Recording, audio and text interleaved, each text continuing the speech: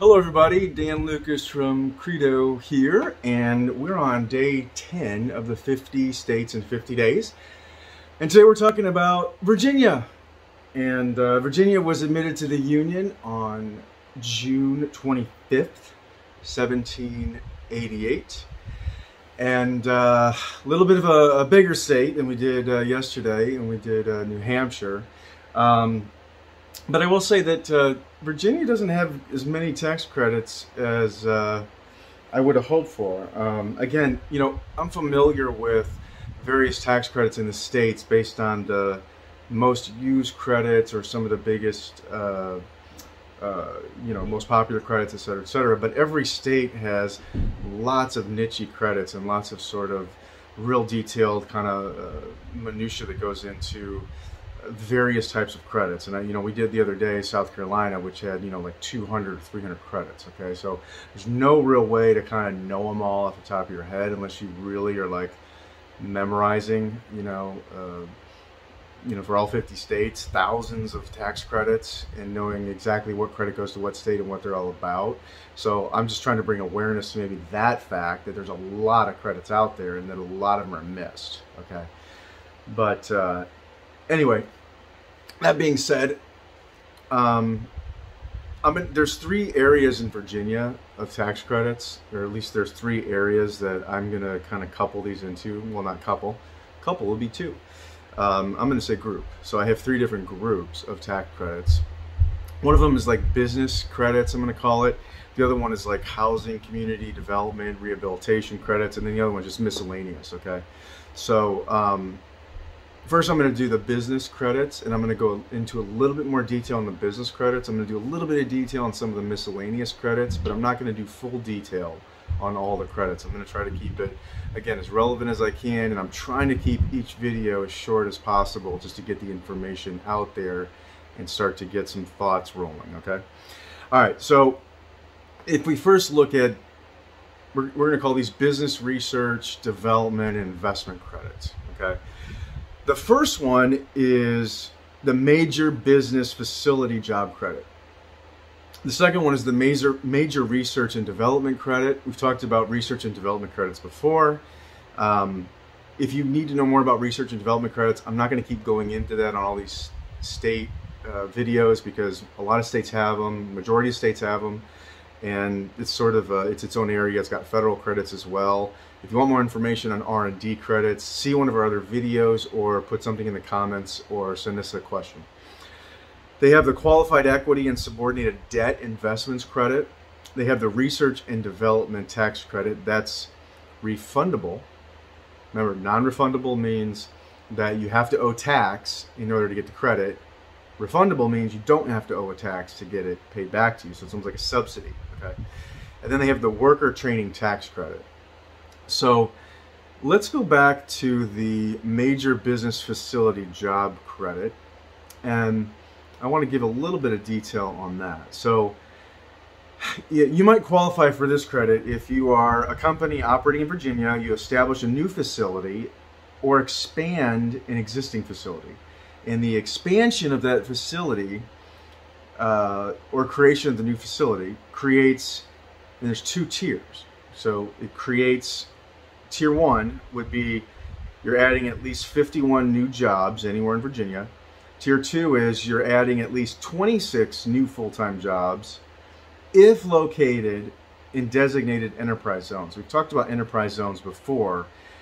It's too big of a scope to go into each one of these for each state, but each state has maps and details on what those zones look like.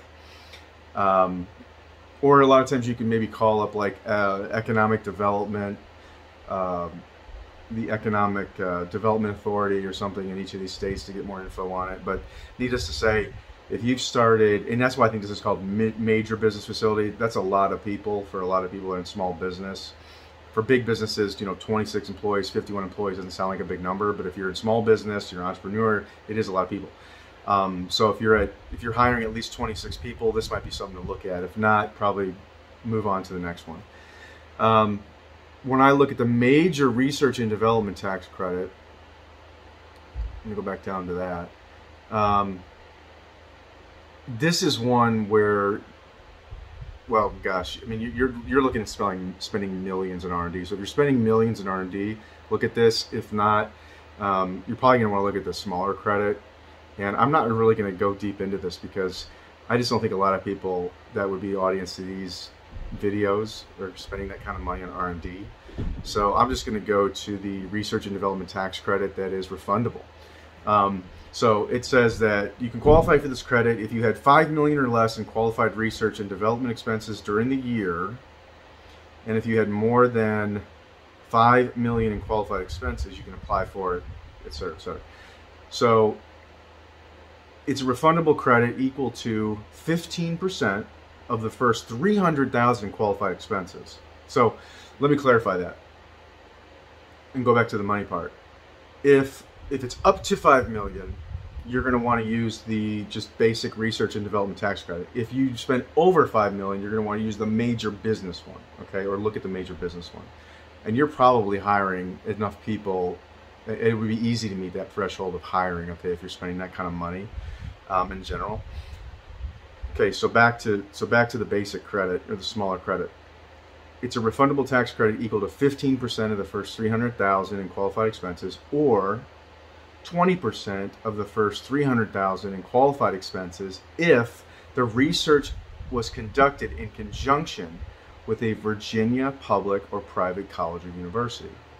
So, doing R&D may not hurt you to send out emails to all the colleges and universities in Virginia to see if anybody wants to partner with you on it or work with you on it. Probably going to get some yeses, I would just guess. You get a bigger credit if you do that. So that's just a little tip on that one. And you can claim the credit against individual income tax, corporate income tax, and actually beginning this year in 2021, you can also claim the credit against your bank franchise tax in Virginia. Okay, bank franchise tax. If you're not living in Virginia, you're probably not familiar with what that is. If you do live in Virginia, you probably are familiar with what that is. Okay, but suffice to say, you can now deduct it against that. So again, and this one is a piggy bank on the federal credit, so they're looking for you to make sure your expenses are qualified in line with Internal Revenue Code 41B, Section 41B. So this is a double dipper, right? So this is not necessarily something where you would qualify for Virginia, but not for federal. So if you're doing it, you're going to want to get the federal, and then in Virginia, of course, you're going to want to get it as well. But remember, if you can get another college or university, if you can get a college or university to maybe participate with you and do that in advance, you get an extra. You get an extra, basically 33% more credit than you would otherwise, because it's 20% versus 15%. Okay, so that's definitely worth looking at. Let's look at the worker training credit really quick, because I think that's another nice kind of robust credit. That's a tax credit equal to 35% of the cost of providing eligible training to qualified workers. Claim this credit against your individual income tax, fiduciary income tax, corporate income tax, bank franchise tax, and taxes imposed on insurance companies and utilities. That's one. Or it can be 35% of the direct cost of providing manufacturing training or instruction to middle and high school students. Wow. Claim this credit against your individual or corporate income tax, okay? What is eligible training? Training courses that are part of programs from providers listed on the Commonwealth's eligible training provider list. Virginia's Workforce Innovation Opportunity Act, Title I Administrator maintains this list.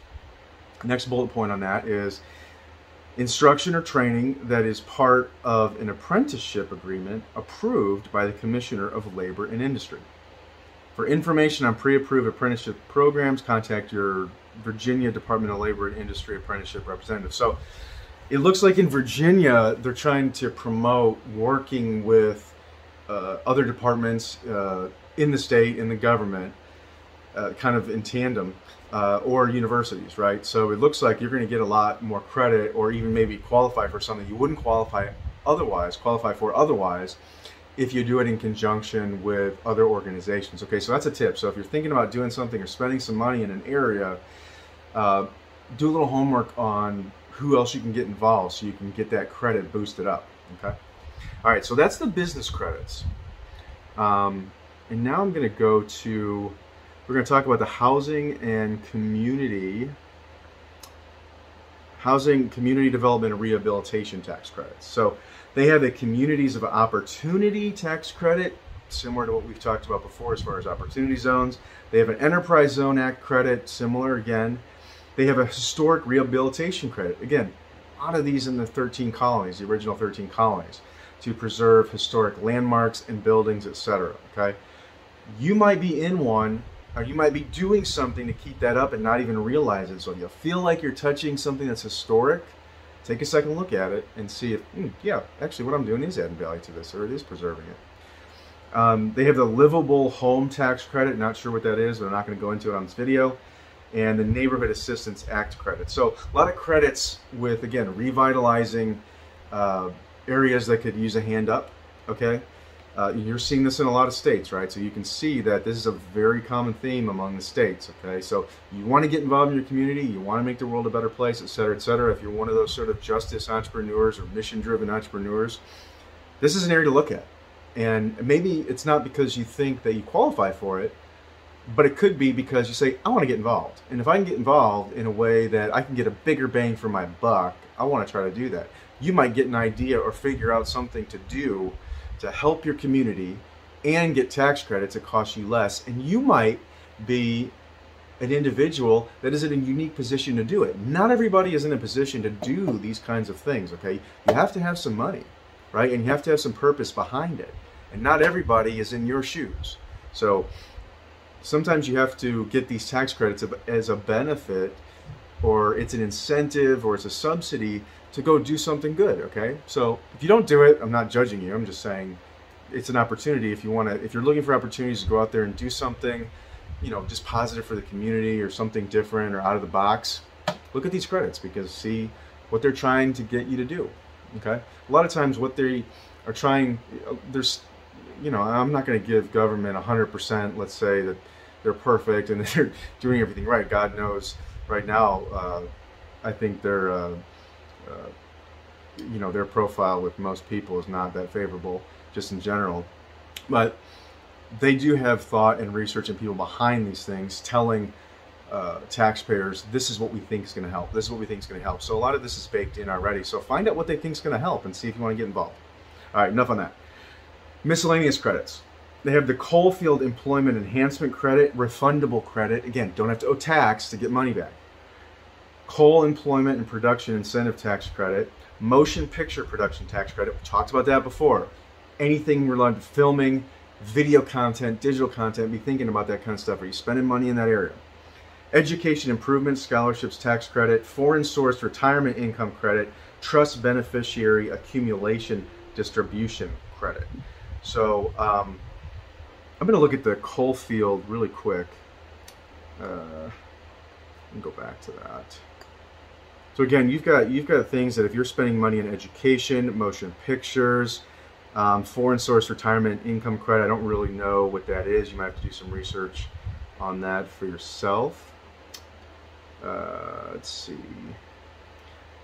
But what we've got is obviously the Coal Employment Production Incentive Tax Credit. There's a lot of coal production that goes on in that part of the country. So if you're in that kind of business, looks like they're going to give you some help on that. And bear with me for 1 second. I want to just read real quick this Coalfield one, because I feel like this is kind of unique. It's in refundable credit as well. So the Coalfield Employment Enhancement Credit actually expires this year. It expires December 31st, 2021. And you can qualify to claim this credit if you have an economic ownership interest in metallurgical coal mined in Virginia. Or you have an economic ownership interest in coal bed methane produced in Virginia. Claim this credit against following taxes: individual income tax, fiduciary income tax, corporate income tax.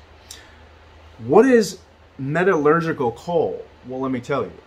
I have no idea. I'm just going to read it. It's, I don't know if I say this wrong, bituminous coal used in the manufacturing of iron and steel. The coal should have a calorific value of 14,000 BTUs or greater on a moisture and ash-free basis.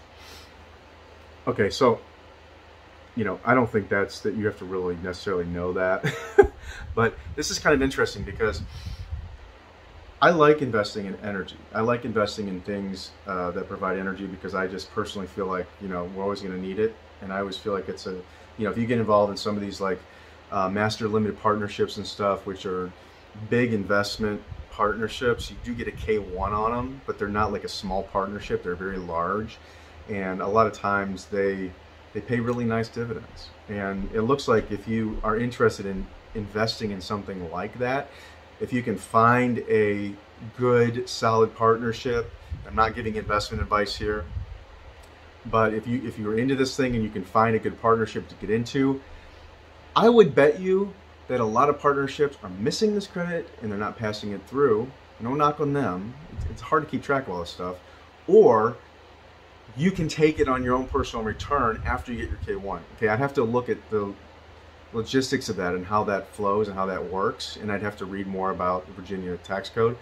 But if you like investing in energy, if you like investing in master limited partnerships, I mean, I know I have a lot of investments in like natural gas, in oil. I have some diversified funds that I invest in that kind of go on more of an index of just general energy, which includes coal. I'm going to take a look at this personally because I would love to get some tax credit benefit if I can figure out how to do that and invest in coal, because I really do think right now that it's something I'm interested in. So anyway, so I'm going to take a look at it if you're interested in that.